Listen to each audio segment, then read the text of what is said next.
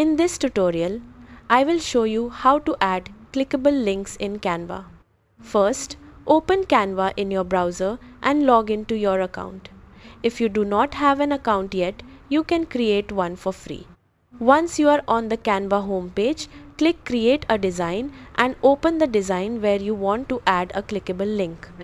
Next, select the text or element you want to turn into a clickable link. This could be a word, a button, an image, or any design element. After selecting the element, look at the toolbar at the top of the editor and click the link icon. A small box will appear where you can paste or type the website link you want to use. Enter the full URL such as https://yourwebsite.com. Once the link is added, click Apply. The selected text or element will now contain a clickable link.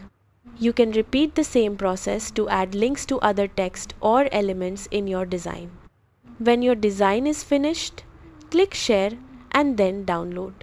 Make sure to download the file as a PDF because clickable links work best in PDF format.